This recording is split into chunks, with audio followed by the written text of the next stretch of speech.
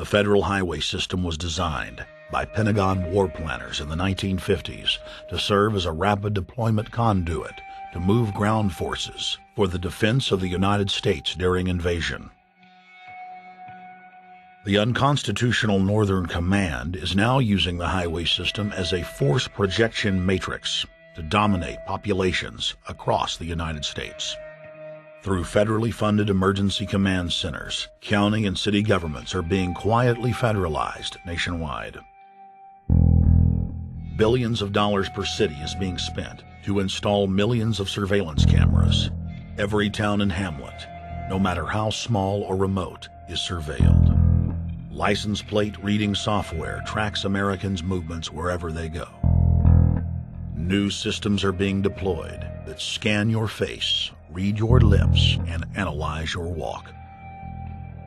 Under the treasonous Military Commissions Act, American citizens can be secretly arrested, stripped of citizenship, flown to offshore torture camps, and secretly executed.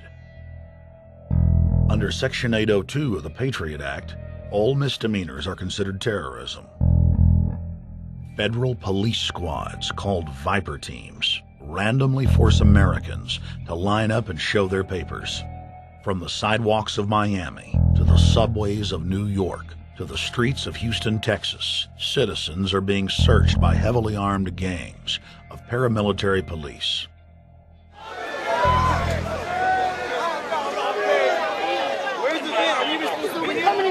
Come on, guys, come in. Yo, can you get that camera off of us, sir? Sir, can you get that United States First Amendment? All right, but you can get that camera. I'm saying get the camera out of my face. That's what I'm saying. You're on the streets of New York. So what does that mean? I'm saying get that camera out of my face. That's what I'm saying. It's a free country. Fuck wrong with It's a free country. Get this damn camera out of my face. Hey, this isn't Nazi Germany. There's no camera in your face. God. Hey, move to Russia, okay? Yo, Sarge. We can have cameras on the streets. I said get it out of my Your face. guy starts cussing at us out I of the said blue. get it out of my face. That's what I'm saying. It was never in your face.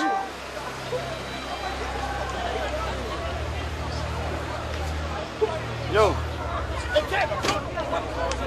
Long before 9/11, the Pentagon was aggressively violating the federal law that bars the military from policing the American people.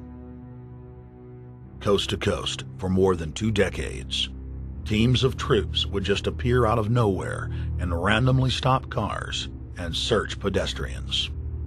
The acclamation accelerated with regular Army searching bags at the Super Bowl and the Kentucky Derby, as well as other high-profile events.